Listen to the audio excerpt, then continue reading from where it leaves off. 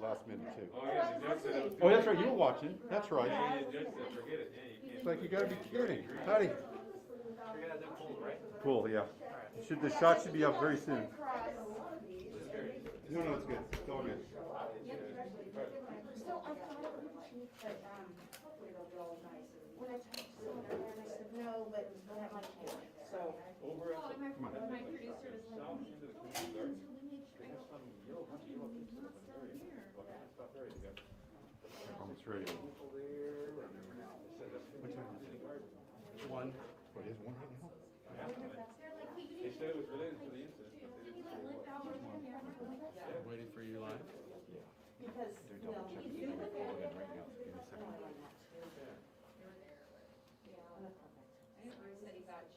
But, Yes. right there at the north end, and then. So, yes, they are ready. Let me put my earpiece in and I'll be ready.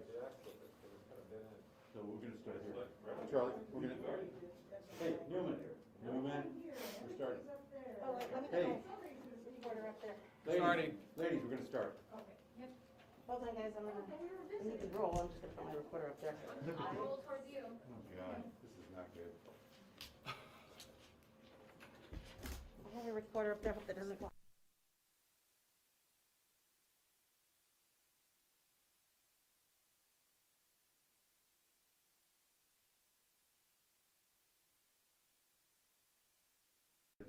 You got it? Yes. Hang on, I'm gonna get set here in the white. And, now you wanna talk directly in the camera, right?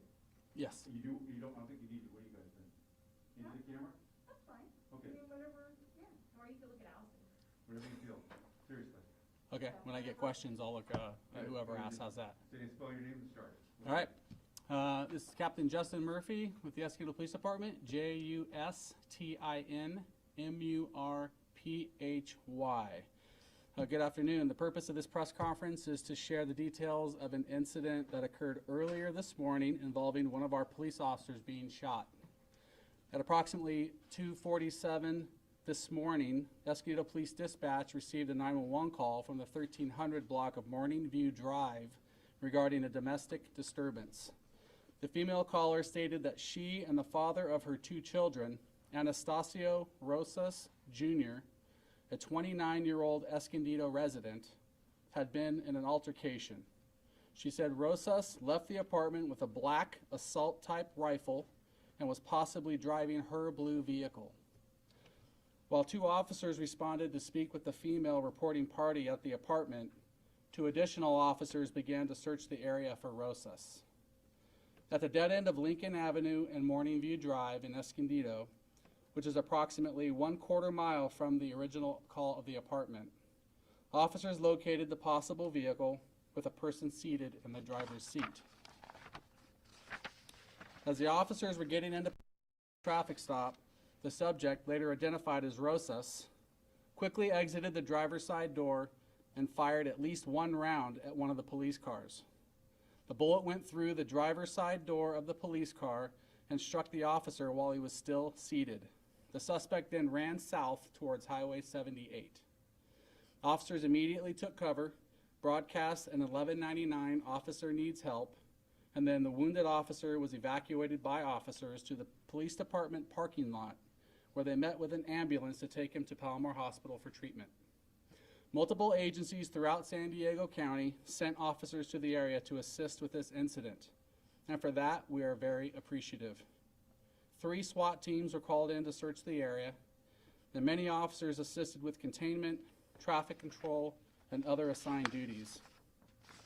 At approximately 7:45 this morning, a maintenance worker for an apartment complex in the 700 block of West Lincoln Avenue confronted a male subject hiding in one of the vacant apartments.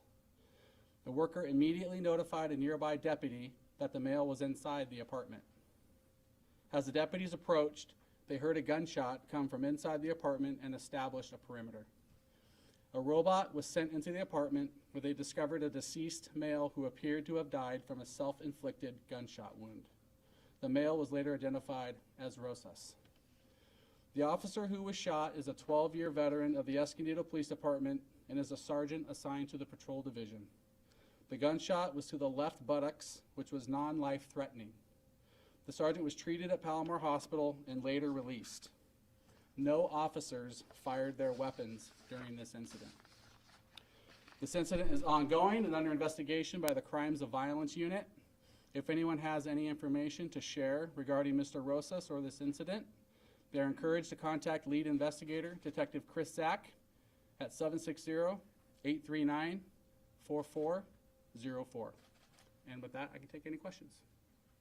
Can you tell us anything more about the initial, the domestic violence call? I mean, what is this woman, the baby mama, was she injured in any way? You know, are the children okay? Can you give us a little bit of that? I know it's sensitive, but can you? Yeah, the initial call was regarding an argument between Rosas and this lady who is the mother of two of his children. They have an on-again, off-again relationship, and there's an argument about her coming to the apartment later than he anticipated her being there, and that started the argument.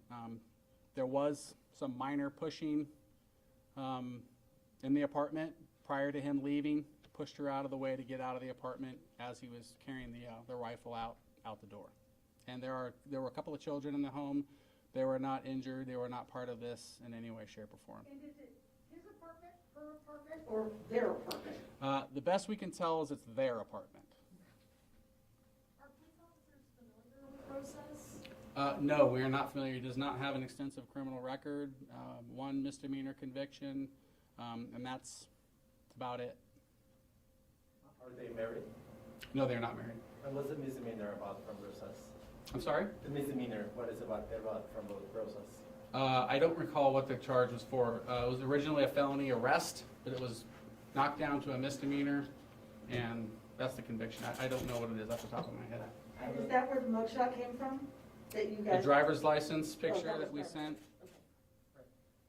Was there any concern at any time with the SWAT and the snipers that were on the roof? Because I talked to some of the neighbors and they were scared that, that if there was any gunfire, it will get to their houses where the SWAT was on the roof, when they were on the roof. No, I don't know where all the SWAT officers were. I can tell you that there were 3 different agencies teams, Carlsbad, Sheriff's Department, and Escondido. They were at various locations throughout this general area to the south and west of us looking for this person. I would imagine that there were some tactics that were used to get some high ground, maybe to look at potentially where this person might be down in the brush down here in this creek. So there's possibility there might have been officers up high, but again, they're looking for someone very specific, and I don't think anybody was put in any place of danger if something were to occur. You mentioned this morning that obviously this could have been much worse and how much you appreciated that this officer is going to be okay. Can you elaborate on that? Yeah, I mean, anytime you hear that a police officer is shot, you want to make sure that they're okay, and that's the number one thing, and we are happy to report that that's the case. And then once we know that, it's to work, right? And it's to find this person, make sure that the community is safe, make sure that the officers are safe, and then we're going to help that officer with a full recovery and get them back to work just as soon as possible, and that's what we're all hoping and praying for, and I'm sure that's going to happen. He should be making a full recovery, and we're just so grateful. What angle was, you know? At the south end of the community garden, there's a yellow taped off area. Yes. Is that connected to what's happening? So the first, what we'll call crime scene, is at the dead end of Lincoln and Morning View, which is just south and west of the community garden. There's a dead end cul-de-sac there. That is where the initial shooting took place, where Rosa shot at the officer. The second location where we found him in the apartment is about 1 to 2 blocks west on Lincoln. Roughly how far was Rosas from the officer, and was he in front of him, sort of to the side, and was this caught on camera? We don't believe it was caught on camera, unless we can find some other cameras from a residence nearby or what have you. We haven't looked at the body-worn camera yet to see what's been caught on that yet. As far as distance, the cars were right next to each other, so I would say 10 feet. So I'm confused, he pulled up. Rosas was parked and he pulled up alongside of him? Rosas was in the cul-de-sac, and he had turned around, so the officer came in behind him. As he was coming in behind, Rosas opened the door and shot at the officer, as the other officer was coming from the front. So So one it was very officer saw close. this happen, Yes, we have a witness officer. and we don't know if that officer's body camera might have caught it as well. We don't know at this time. Yeah, we haven't reviewed the body worn camera yet. Did they hear the gunshot before they saw the gun? Because it was dark, right? It was very fast, and the officers, it happened so fast they didn't even have time to pull their weapons. It was that fast. When Rosas left the apartment with the gun, did he say where he was going, why he took a gun with him? To the best of my knowledge, no. He did not say that. We didn't know where he was going. You had a So question? that's where the officer was shot, was in that cul-de-sac. In the cul-de-sac over there by the community garden, that's correct. Would the body worn camera cameras have been turned on before they got out of a car? It depends on the call and the nature of what you're doing, and you know, the policy is if you're going to be contacting somebody or when you're in that type of incident, then you turn on your camera. As you're driving to a call, it may or may not be activated, but then once you're out of your vehicle, that's what officers tend to do. Obviously, being ambushed while you're still inside of your vehicle would be one of those things where you didn't have time, obviously, to grab. You're not thinking about that at that moment. You're thinking about protecting yourself.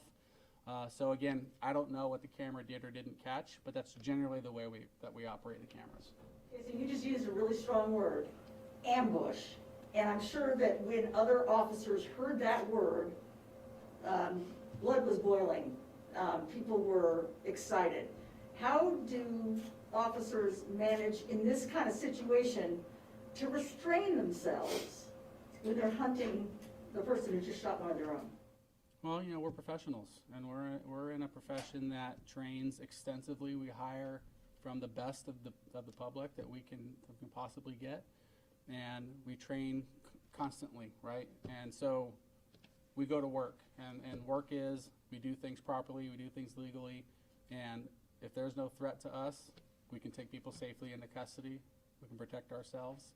And if there's going to be a threat towards us, then we'll respond accordingly. But, you know, we have a job to do, and that job is to do things by the law, by the book, and take people into custody, even if they did something horrific like shoot one of our own. We still have to go out there and do our job professionally. And Escondido Police Department prides itself in doing that. Can you repeat the information on what type of gun it was, and was it the same gun that he used on himself? It was an AR-15 style rifle. I have not seen it personally yet. It's still at the scene that they're waiting for a warrant to clear that apartment. But we believe it's the same rifle that was used based on the visual of the officers that initially went and found him. Do you know if he had a gun permit at the moment? Do not know if he had a gun permit. His gun or where he obtained the weapon? No, we haven't been able to get a hold of the weapon and run the serial numbers or all that yet. It's still in the apartment. We have yet to take possession of it. There was no threats to the woman with the gun. As far as we know, there was not. Was there any threat of violence to the woman that something made her pick up the phone and call 911? I think it's just his behavior, and that he got upset, and then he grabbed the gun from inside the apartment and was trying to leave, and shoved her out of the way to get out. That's what caused her to call us. She was concerned that he was going outside with a firearm. So, but he didn't make any overt threats to her or anyone else specifically about using the gun or anything like that. At the scene of the vacant apartment complex, there appeared to be someone that was detained or handcuffed there. Do you have any idea who that could be, or possibly if it was just like a trespassing person since that complex is closed down or anything? I don't know anything about that. It may have been just someone who was in the area initially. Was that recent, or was that? It was probably about maybe an hour or two ago. I think we had a different incident that was occurring that just happened to be in the same location. Different suspect, completely unrelated to that call. How much longer do you expect the crime scenes, or the scenes that you have will be up? It depends on our forensic team. So they had a scene here with a vehicle that they had to clear, and then they had to go clear the scene where the initial shooting took place.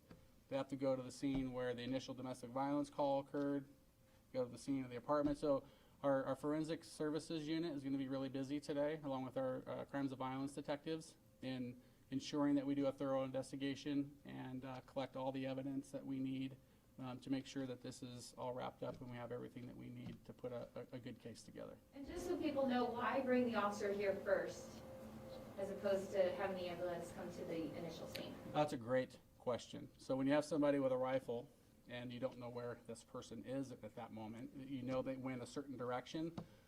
They got behind their cars for cover, and then they made the decision tactically to use a vehicle, to just put him in there, and just, there's a dirt road that comes off of that dead end and comes right by the community gardens and right into our parking lot. So they just made the decision, we're gonna scoop you, put you in the car, and get you out of harm's way. We'll meet you, an ambulance out here where it's safe. We'll have officers responding to this area to make sure that they're putting containment in and ensure that they don't have somebody backtrack behind them, and we safely handle it in that manner. And I think that was a great decision made by the officer who was on scene at the time to help. So he was shot, what, a quarter mile, half mile from the department here? Maybe an eighth of a mile. It's right at the end of the parking lot. Wow. Yeah. Could you talk about the importance of an investigation even when you have a suspect who is, not facing imminent arrest because they're deceased, and why you want to continue that investigation? Sure, we want to make sure that we're transparent, number one, in everything that we investigate. And two, it's a crime that occurred against an officer or a person for that matter. Anytime that there's a crime committed in the city of Escondido, specifically a felony such as this, we're going to investigate it and do a thorough investigation. There are certainly lessons to be learned. We want to make sure that we have all the facts as we know them. Are there any other persons involved? Are there any other weapons outstanding that we don't know about that we want to go grab at another location through warrants, et cetera? So we want to make sure that we're nice and thorough with our investigation. And then, again, when we have all the information, we can tell you everything that we learned, everything that happened, and what precipitated this. So there's learning points, and there's also documentation that's required by the law for us. So that's why we do that. On days like this, do your officers think back on, what they got into this work for, and some of the dangers that they are facing? I would say for sure. I've been doing this for 27 years, and every time I hear about an officer being injured, shot, killed, whatever, it's personal because you understand what you're getting into, and so yeah, you question, but again, we're trained, we're well equipped. We have great people working here, and you think about it, but then you go on about your day and about your business. It's part of the job. It's what we sign up for. Has the sergeant who was injured, has he said, I can't wait to get back to work yet, or is he? Yeah, he wanted to come back to work tonight. We said no. So he's a great guy with a great personality, very humble, and he's just obviously he's thankful too, but he doesn't want any attention on himself. He just wants to heal and come back to work. And again, that goes to his character, I think. So if he was able to be released, was this a penetrating wound? It was from my understanding, it was a through and through on one of the butt cheeks, in and out.